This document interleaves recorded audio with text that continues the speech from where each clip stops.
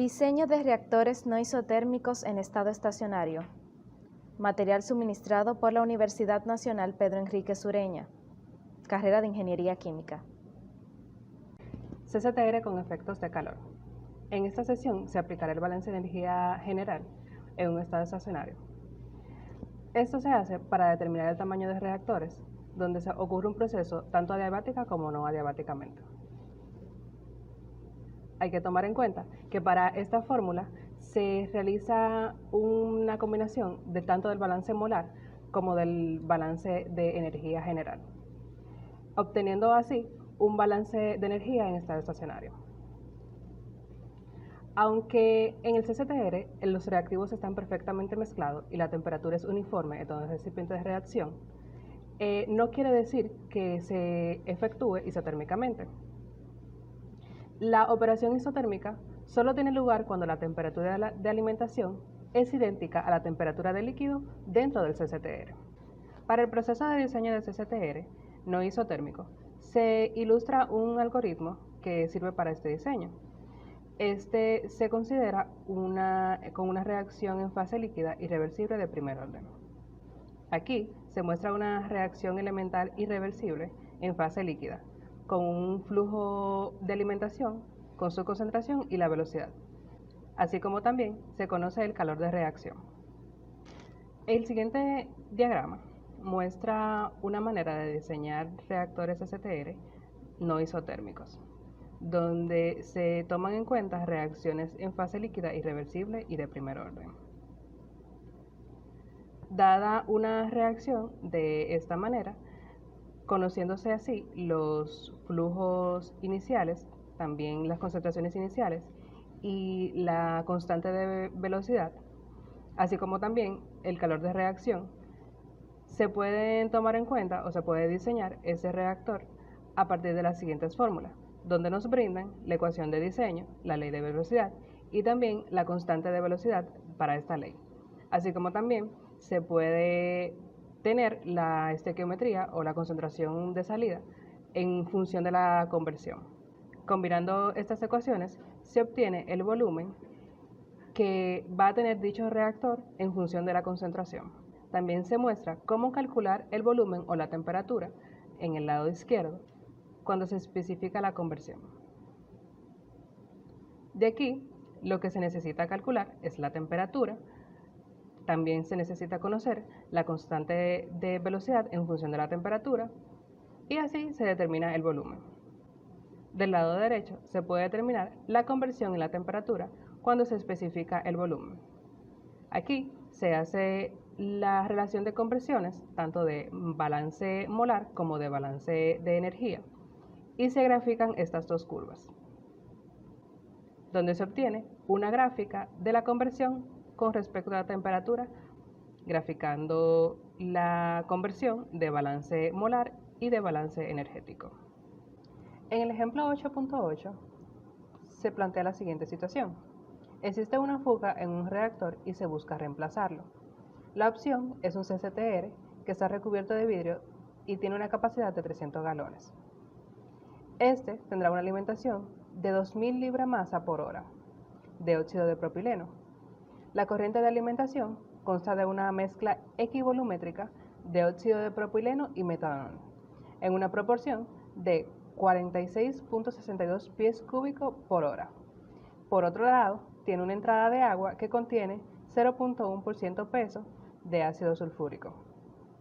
La temperatura de ambas corrientes antes de mezclarse es 58 grados Fahrenheit y luego esta aumenta 7 grados Fahrenheit por el calor de mezclado. Por lo tanto, la temperatura de entrada es 75 grados Fahrenheit.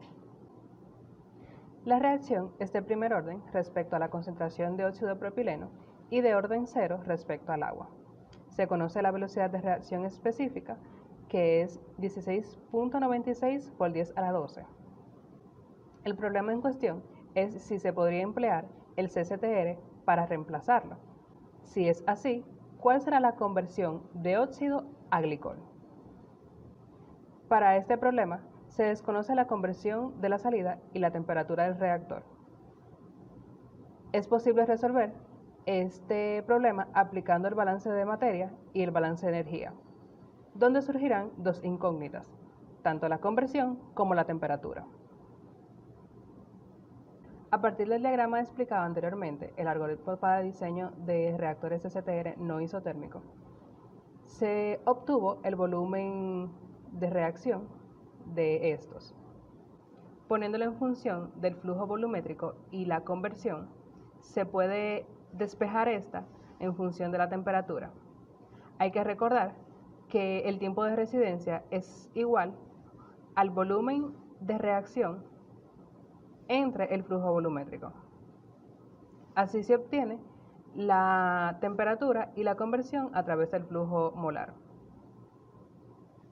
Por otro lado, el balance de energía de esta reacción, donde el suministro de energía que proviene del agitador es despreciable, está dada por la siguiente expresión. Estas dos ecuaciones relacionan la conversión con la temperatura a través del balance de energía y del balance molar. Así, se crean dos ecuaciones con dos incógnitas, donde se pueden resolver con un sistema de ecuaciones igualándolas. A partir de estas dos ecuaciones, con una temperatura dada, se puede obtener la conversión de balance molar y la conversión de balance de energía, como se muestra en la siguiente tabla. Con estos datos se grafican dos curvas de conversión tanto de balance de energía como de balance global en función de la temperatura, obteniéndose esta gráfica. Continuando con la sección 8.7. En esta sección se considera la operación de un estado estacionario de un reactor de tanque constante agitado en la cual se realiza una reacción de primer orden. En la gráfica de la figura que tenemos en pantalla podemos observar que si se modifica algún parámetro, ya sea de la conversión o de la temperatura, la línea de X sub EB, la cual podemos ver que es la cual tiene una tendencia lineal, se podría desplazar hacia la izquierda y entonces se produciría más de una intersección de las curvas de balance molar y de energía. Cuando se produce esto, se genera más de un conjunto de condiciones que satisfacen los balances molares y de energía, por ende se producen más estados estacionarios en los cuales el reactor logra operar. Para el entendimiento de esta sección, iniciaremos recordando la ecuación 854, la cual también tenemos en pantalla, que se puede aplicar cuando se desprecia el trabajo flecha. Por ende, la variación de la capacidad calorífica a presión constante es cero y la variación de la entalpía de la reacción es igual al inicio y al final de la misma.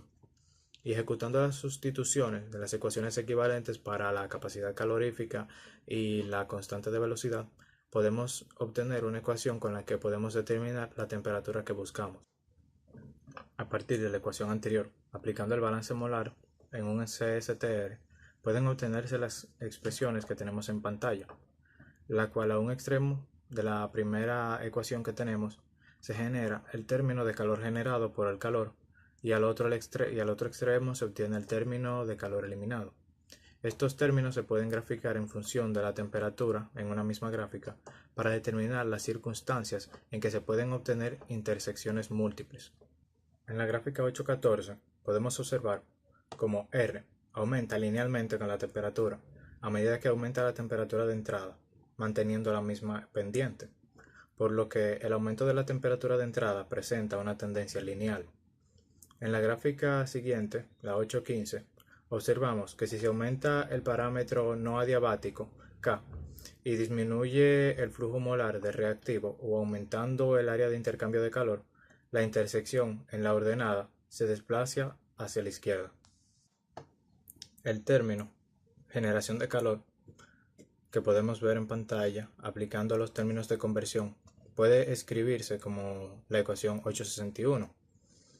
Para lograr obtener una gráfica de calor generado, es necesario realizar una sustitución de balance molar en función de la temperatura para un reactor de tanque constantemente agitado, aplicando la ley de velocidad y la estequiometría, luego realizando la debida sustitución de la constante de velocidad por la ecuación de Arrhenius, podemos obtener la ecuación 863, la cual es aplicable para otros órdenes de reacción y para reacciones reversibles.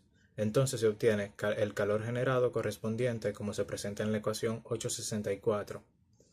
Aquí se muestra que el calor generado en función de la temperatura está para dos energías, de activación diferentes. Entonces, si el flujo se reduce, el calor generado cambia, como se muestra en la figura 8.17. Continuando con las reacciones de controlada que se pueden dar en un reactor de tanque constantemente agitado, en muchos sistemas de reacción, la temperatura llega a ser tan alta que resulta indeseable e incluso peligrosa de operar. Las temperaturas altas pueden generar reacciones secundarias o la evaporación de los reactivos. En un reactor de tanque constantemente agitado, se considera que el descontrol ocurre cuando se enlazan el estado inferior con el estado estacionario superior. La temperatura de ignición sucede en el punto de tangencia de la curva de eliminación de calor respecto a la curva de generación de calor.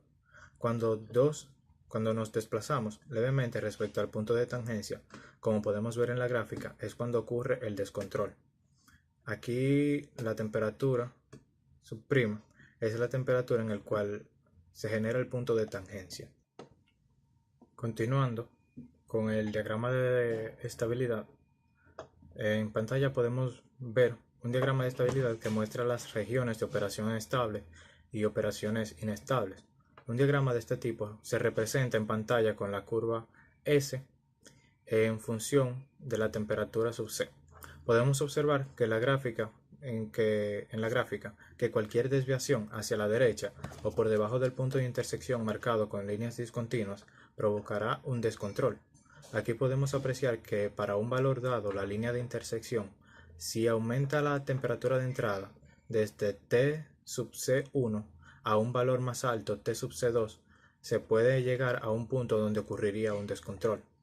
Reacciones químicas múltiples no isotérmicas. En esta sección presentaremos lo que es el balance de energía para reacciones múltiples.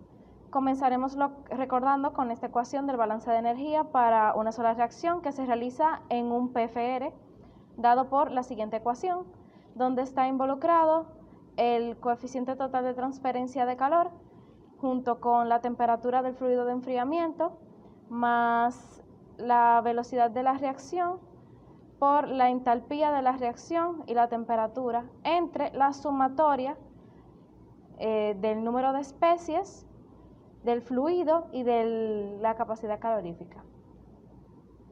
Cuando se lleva a cabo un número Q de reacciones múltiples dentro de un PFR y hay M especies, se demuestra con facilidad que la ecuación puede generarse como sigue. Tomando en cuenta que el cambio más notorio es adicionar la sumatoria de Q especies para lo que es un número de reacciones determinados en el lado derecho de la ecuación con respecto a la velocidad y la entalpía. El calor de reacción para la reacción I debe indicarse con referencia a la misma especie que la velocidad, por la cual está multiplicada por lo que es la entalpía de la reacción. Como pueden ver, donde está involucrado los moles de J que reaccionan en I entre el volumen por el tiempo, multiplicado a su vez por los joules liberados en la reacción I entre los moles de J que reaccionan en I, lo que nos va a dar un total de joules liberados en la reacción I entre el volumen por el tiempo, donde el subíndice J se refiere a la especie, como expliqué anteriormente, el subíndice I se refiere a la reacción en particular, Q es el número de reacciones independientes, por eso es que este tema es de reacciones múltiples, y M es el número de especies. Considerando la siguiente secuencia para una reacción efectuada en un PFR, como se ven las reacciones, se da un balance de energía para el mismo, sustituyendo en la ecuación anterior con respecto a cada especie, donde nos da una entalpía de reacción para cada reacción correspondiente. Para aplicar los conocimientos, nos encontramos con el ejemplo 8.10 de reacciones en paralelo en un PFR con efectos de calor. Las siguientes reacciones en fase gaseosa tienen un lugar en un PFR, donde nos dan dos reacciones diferentes, como en el ejemplo anterior. Se alimenta a puro a razón de 100 moles por segundo a temperatura de 150 grados Celsius y una concentración de 0.1 mol entre decímetro cúbico. Entonces, para esto nos piden determinar los perfiles de temperatura y el flujo de calor a lo largo del reactor. Como información adicional en el mismo, tenemos las entalpías de reacción para cada reacción correspondiente, donde tenemos que son 20.000 joules, y para la segunda reacción son menos 60.000 joules. Como información adicional, propuesto por el problema, tenemos que entalpía de la reacción para la reacción 1, valga la redundancia, son menos 20.000 joules. Y por último, tenemos la entalpía de la reacción 2, que son menos 60.000 joules. Con esto nos dan la capacidad calorífica que vamos a utilizar junto con la constante de velocidad y la temperatura, junto con el coeficiente total de la transferencia de calor, que viene siendo 4.000 joules entre metro cuadrado por segundo por Celsius. Entonces, una solución viable es realizar el balance de energía correspondiente al sistema PFR, que se transforma en base a lo que ven a continuación. Se realiza un balance molar con respecto a la velocidad de cada reacción, lo que es el flujo entre la diferencial del volumen.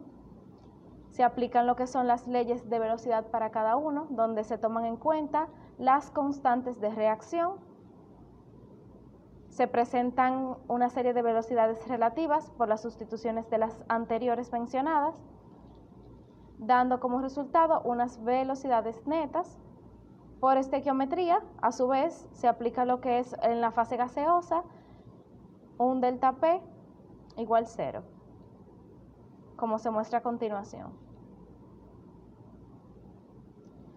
Para un balance de energía total, sustituyendo con todos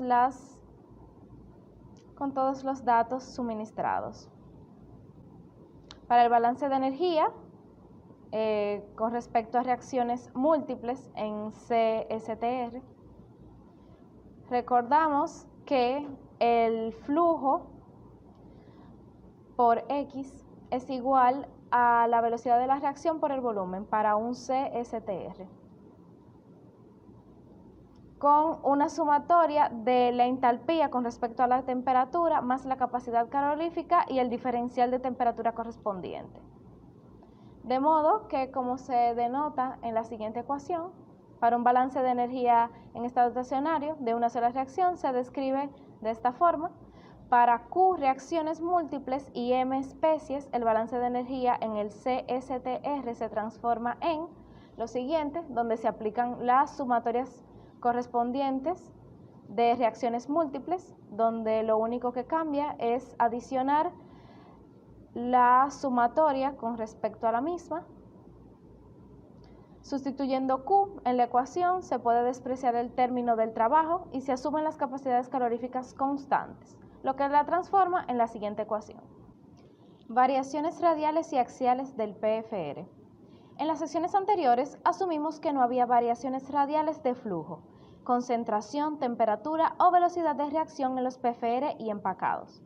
Como resultado, los perfiles axiales se determinaron por resolver de ecuaciones diferenciales ordinarias. En esta sección consideraremos que en el caso que hay variaciones tanto axiales como radiales en las variables del sistema, en cuyo caso requeriremos un resolvedor diferencial parcial.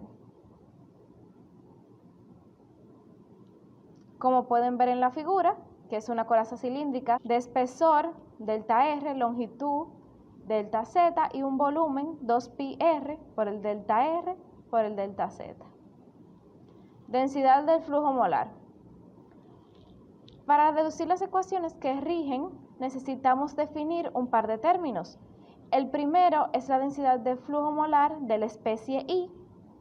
La densidad de flujo molar tiene dos componentes, el componente radial y el componente axial.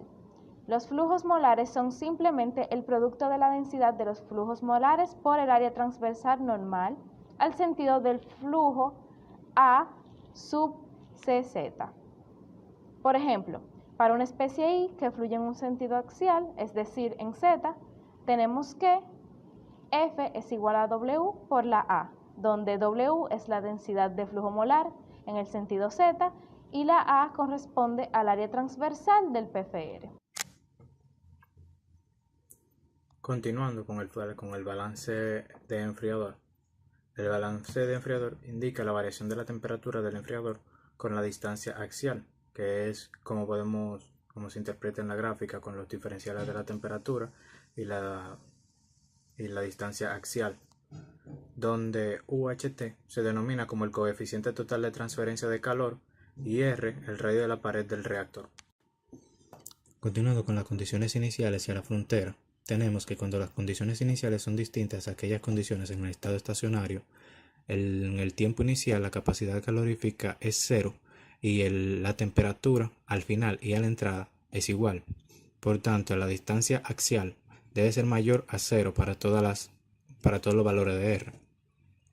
En cuanto a las condiciones de la frontera, en el punto radial, cuando R es cero, tenemos que la simetría de la variación de la temperatura con respecto a la dependencia del radio es cero y que la variación de la capacidad calorífica inicial dependiente de la variación del radio es cero también.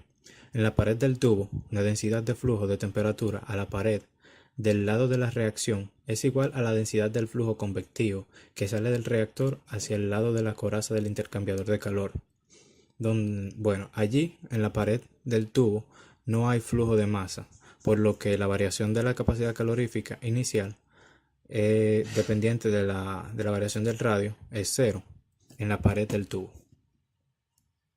En cuanto a las condiciones axiales, en la entrada del reactor, cuando la distancia axial es cero, la temperatura al final es igual a la temperatura de entrada y la capacidad calorífica inicial es igual a la capacidad calorífica de entrada. Entonces, a la salida del reactor, cuando la distancia axial es igual a la longitud del reactor, la variación de la temperatura dependiente de la distancia axial es cero y la variación de la capacidad calorífica dependiente de la distancia axial es cero también. Y así concluimos con el diseño de reactores no isotérmicos en estado estacionario para reacciones que se efectúan en la industria con efectos de calor.